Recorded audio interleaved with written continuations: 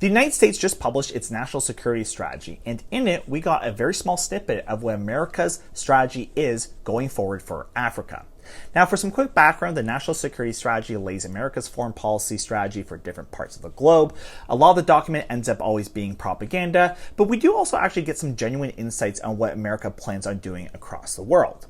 Now, the part about Africa, this was actually buried at the very end. This itself is a propaganda tool because it was trying to make it seem like, the United States doesn't really care about Africa, that Africa should just be at the end of this document. But in reality, the United States cares a lot about Africa. Of course, it's always there trying to destabilize it so it can get access to its gold, oil, and rare earth minerals. And we see this in this report because this report actually very bluntly says that America's plans is to pretty much grab as much resources from Africa as it can. Let me provide two quotes from this report. First, it says, quote, that America wants to harness Africa's abundant natural resources, end quote.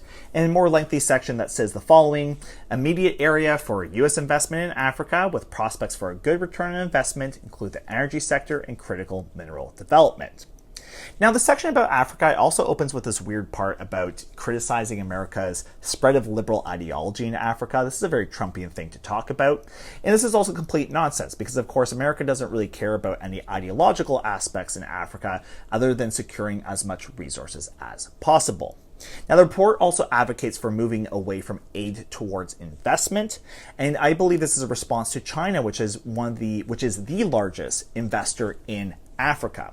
Now, if this was indeed the case that the United States was going to move away from aid to investment, I would otherwise think that's great because aid doesn't actually help Africa. What it does do is it helps to prop up neo-colonial governments. But when the United States is talking about investment, what they're really talking about is developing infrastructure to more quickly extract resources from Africa, making America rich and Africa poor. Now, finally, there is also a discussion about negotiating for peace in places like Congo and Sudan.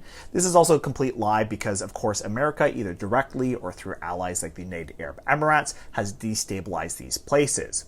We also see in this report the following, which I want to quote, "We must remain wary of resurgent Islamist terrorist activity in parts of Africa." End quote. So in other words, what we're seeing here is, the war on terror continuing with, of course, America continuing to attack Muslim areas of Africa like Somalia and, of course, the Arab states.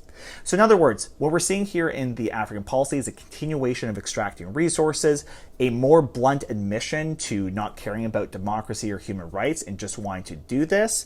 And of course, though, the good news is that Africans are always trying to resist these efforts from the West.